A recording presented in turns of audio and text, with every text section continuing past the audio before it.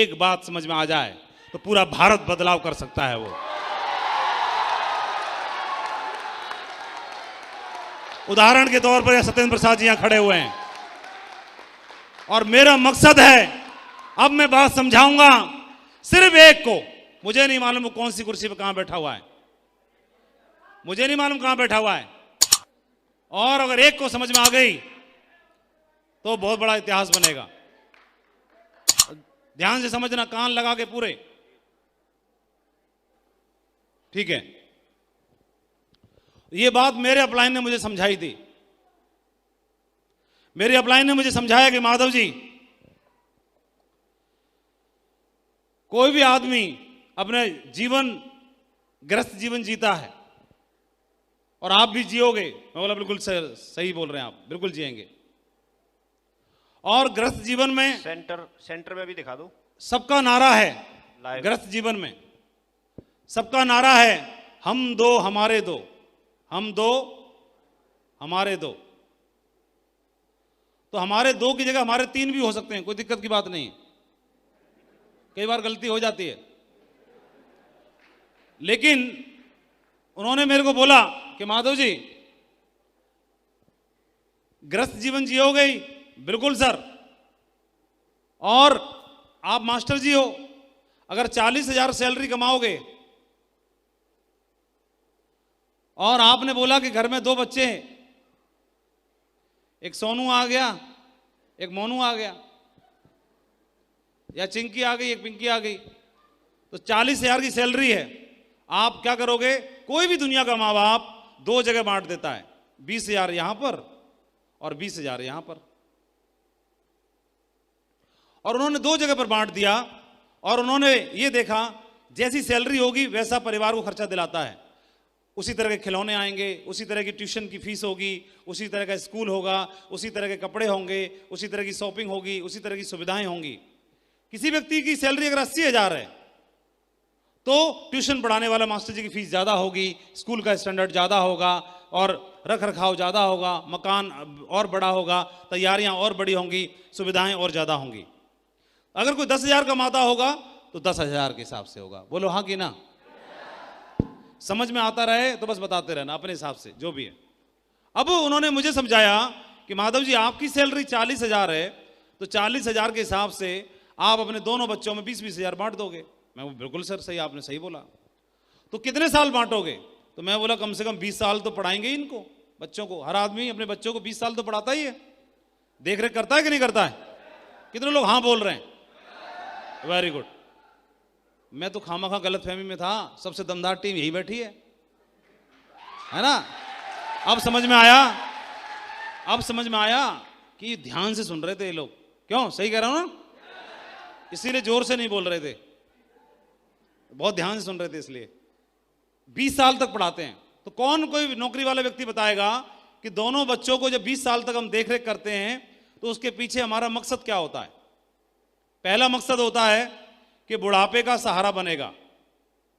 क्या ये बात सही है? क्या बनेगा? बुढ़ापे का सहारा बनेगा, नंबर 1। और नंबर 2, हम कोई भी दुनिया का माँ बाप ये चाहता है कि वो बुढ़ापे का सहारा बनने के अलावा नाम रोशन करेगा, नाम रोशन करेगा। 2 चीजें। और इन दोनों चीजों को पाने के लिए हम दोनों बच्चों पर 20 साल तक इन्वेस्टमेंट करते हैं, निवेश करते हैं। कितने लोग बोलते हैं कि ये जो 2 उम्मीद करते हैं गारंटेड पूरी हो जाएंगी? क्या दोनों उम्मीदें पूरी होंगी गारंटेड? अरे बच्चे तो अपने ही है ना, संस्कार तो आप ही दे रहे हो ना बच्चों को, फिर गारंटेड क्यों नहीं है? दोनों ही चीजें हो भी सकती है, नहीं भी हो सकती, गारंटी कोई नहीं है। गारंटी नहीं है? क्या गारंटी है? अरे बोल ही नहीं रहे पीछे वाले। ध्यान से भी समझना है और जोर से बोलना भी है। हाँ, तो ये क्या गारंटी है दोनों चीजों की? नहीं है। हो भी सकता है और नहीं भी हो सकता। तो जहां पर गारंटी नहीं होती वो इन्वेस्टमेंट शेयर मार्केट की तरह होता है। किसकी तरह होता है? यानी बच्चों पर लगाया हुआ धन, बच्चों पर किया हुआ इन्वेस्टमेंट भी शेयर मार्केट की तरह है। लो जी देखो, ये देखो, बच्चों वाला भी इन्वेस्टमेंट कैसा है? शेयर मार्केट है। पूरा हो भी सकता है और नहीं हो सकता। तो एक जो शेयर मार्केट में, फंड्स में, म्यूचुअल फंड्स में जो पैसा लगाता है, तो उस व्यक्ति को कोई इन्वेस्टर सलाह देता है कि एश्योर्ड रिटर्न का गारंटेड वाला भी व्यवस्था चलो अपनी, ऐसे बताया जाता है। जो सलाहकार होते हैं निवेश वाले, वो बताते हैं कि अपना गारंटेड वाला व्यवस्था भी कर लो कुछ न कुछ। तो वो हमको उन्होंने बताया कि एक काम करो, सेफ्स ऑफ बिजनेस को, अगर घर में 2 बच्चे हैं, 2 के अलावा अगर तीसरा बच्चा भी किसी के यहां हो गया, हो जाता है कि नहीं हो जाता? कईयों के यहां हुआ होगा कि नहीं हुआ होगा? कितने भाग्यशाली लोगों के यहां हो गया? ये देखो, गुड, हो गया। तो ये हो गया।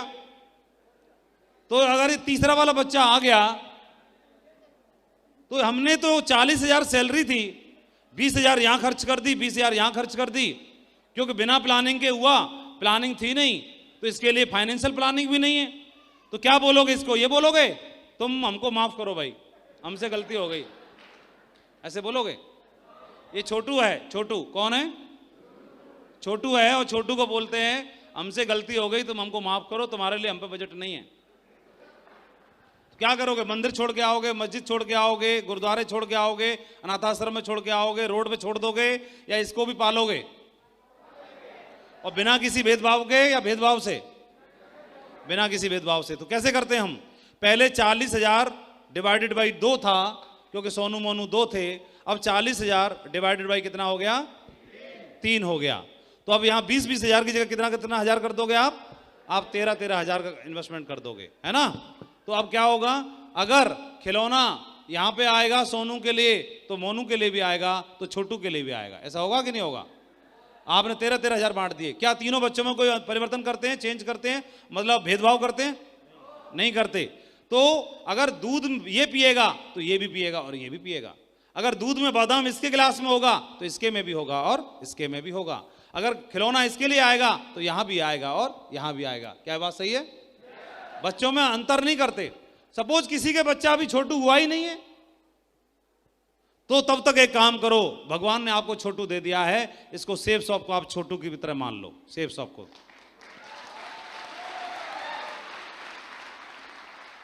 ऐसे मुझे समझाया, सेफ शॉप को छोटू की तरह मान लो, तीसरे बच्चे की तरह मान लो। किसी ने जबरदस्ती दे दिया है तो ऐसे मान लो गोद ले लिया तीसरा बच्चा। जबरदस्ती तो देता कोई ना, हमको लेना कौन चाहता है? कौन मंदिर पे ये अगरबत्ती लगा रहा था कि सेफ शॉप प्लीज कोई मुझे ज्वाइन करा दे? जैसे ही प्लान देखता है ऐसे गायब होता है, जैसे कहीं दिखाई नहीं देता, अंतर ध्यान हो जाता है, पकड़ने से पकड़ में नहीं आता है। लेकिन जबरदस्ती किसी ने दे दिया आपको, सेफ शॉप ज्वाइन कर लिया। सेफ शॉप को छोटू मान लो, छोटू मतलब तीसरा बच्चा।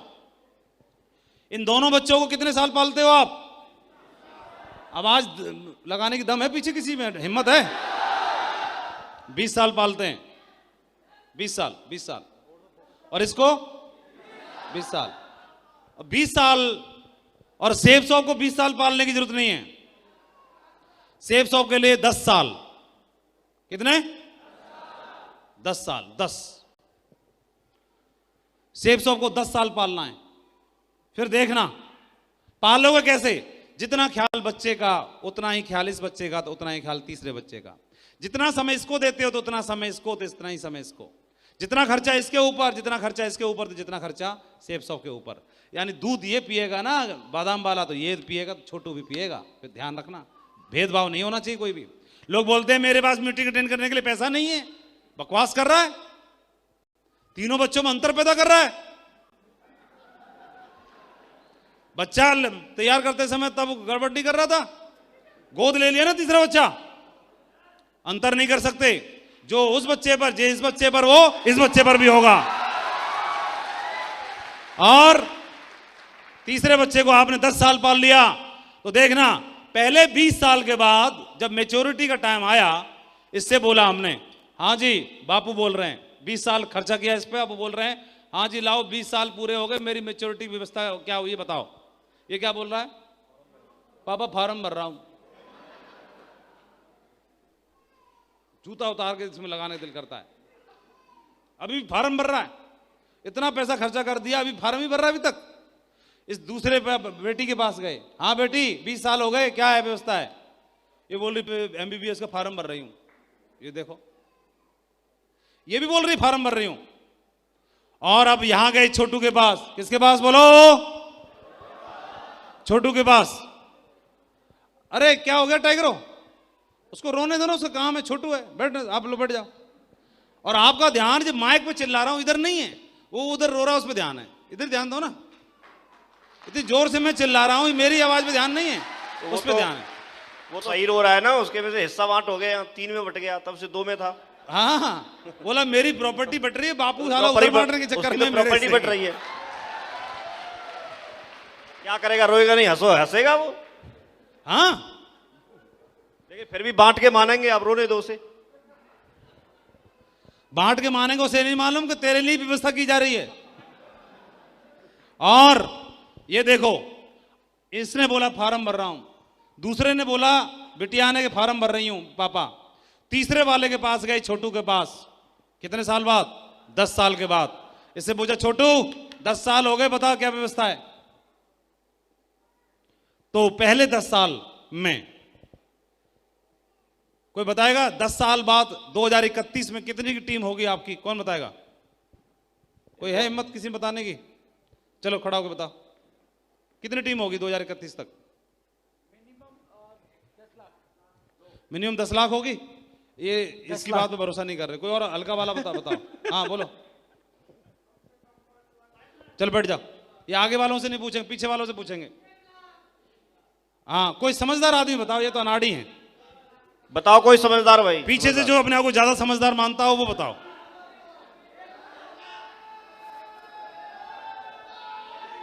बस हो गया, रुक जाओ। 1 लाख। हाँ, ये चश्मे वाले दौड़ गया ना, ये समझदार लग रहा है मेरे को दूर से, असल में पता नहीं क्या है कि नहीं। अच्छा, 30,000 की होगी? अभी कितनी है? अभी 10 की है, इसीलिए 30,000 को एवरेज डाउन चल रहा है बेचारे का। चलो बैठ जाओ, शाबाश, बहुत बढ़िया, ग्रेट। अच्छा, ये डेली काम करते रहोगे, मेहनत करते रहोगे तो भी 30,000 रहेगी? चलो, ये आज के हिसाब से सोच रहा है ना ये। तो कई लोग 10 लाख बोल रहे हैं, कई लोग 30,000 भी बोल रहे हैं, तो बीच में माननी पड़ेगी ना। तो बीच कितना मान लें? 1 लाख मान सकते हैं। 1 लाख मान लेते हैं। तो 1 लाख का मतलब 10,000 की टीम पर हमारी जो इनकम होती है वो कितनी होती है? 50 लाख। तो 1 लाख की टीम पर कितनी हो जाएगी? 5 करोड़। 5 करोड़ की आमदनी होगी हमारी। ये तो होगी फर्स्ट परचेज से, और रीपरचेज और CCC मिला के 5 करोड़ और हो जाएगी। तो टोटल कितनी हो गई? +5 + 5 10 करोड़ हो जाएगी। तो 10 साल के बाद ये छोटू ने बोला कि पापा, इससे बोला कि हाँ भाई क्या है, 10 साल हो गए। ये बोलेगा पापा ये लो 10 करोड़ रुपए का पेमेंट, फिलहाल ये पकड़ो। उम्मीद क्या की थी? 2 चीजों की उम्मीद की थी, नाम रोशन करेगा और बुढ़ापे का सहारा बनेगा। तो 10 करोड़ रुपए इसने पकड़ा दिए। ये देखो, इसने बोला 10 करोड़ रुपए फिलहाल ये पकड़ो पापा, और ये दोनों दीदी को और भैया को बोल देना दुनिया के किसी भी यूनिवर्सिटी में एडमिशन ले लें, छोटू तैयार है, जिंदाबाद है।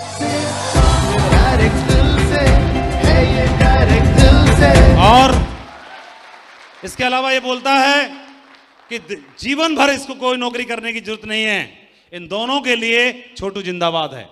अब मैं आपसे प्रश्न करता हूं, क्या बुढ़ापे का सहारा बन गया कि नहीं बन गया छोटू?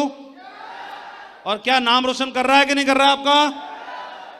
ये दोनों को भी ना उधर भेज देगा रेंज रोवर में, और जहां बोलोगे वहां भेज सकता है, इतनी दम रखता है। लेकिन ये छोटू को पालना पड़ता है, छोटू को पालना पड़ता है। नौकरी करने के लिए मैं 8 घंटा देता हूं, तो इस वाली नौकरी को करने के लिए क्यों नहीं 8 घंटे दे सकता हूं मैं? इस बिजनेस में है क्या? आप लोगों के पास जाओगे, बात करोगे, वो ज्यादा ज्यादा रिजेक्शन की बात करेगा, नो बोलेगा। नो वो बोलता है जिसको भी जानकारी नहीं है। आपको जानकारी, इसलिए आप यस बोलते हो। तो जिस दिन उसको जानकारी हो जाएगी तो वो नो भी यस में बदल जाती है। हमारा काम क्या है? जानकारी देते रहना, और आए तो बस, नहीं तो नेक्स्ट। भारत दुनिया का पोटेंशियल के मामले में नंबर 1 देश है पूरी दुनिया में। एक ऐसा देश है जहां पर सबसे ज्यादा पोटेंशियल है डायरेक्ट सेलिंग बिजनेस का। पॉपुलेशन में सबसे पहले चाइना है, लेकिन डायरेक्ट सेलिंग बिजनेस में टर्नओवर में अभी भी दुनिया में दूसरे नंबर पर है। दुनिया में पहले नंबर पर यूएस है, अमेरिका है, जहां पर सबसे ज्यादा डायमंड है, सबसे ज्यादा टर्नओवर है जनरेट करने वाला डायरेक्ट सेलिंग बिजनेस में। नंबर दूसरे पर चाइना है। पॉपुलेशन के मामले में दूसरे नंबर पर भारत है, लेकिन पोटेंशियल के मामले में भारत नंबर 1 है, जहां पर सबसे ज्यादा पोटेंशियल है। बहुत सही जगह पर है। बिजनेस बहुत पावरफुल है, जहां से पूरा जीवन बदल सकता है। आपके सामने ढेर सारे उदाहरण हैं। ये मान सम्मान शोहरत रुतबा, आज आपने ये टाइगर का देखा, ठाकुर साहब का देखा, तो ये नौकरी में सिपाही तो होंगे। टाइगर सिपाही को सैल्यूट मारना पड़ता है।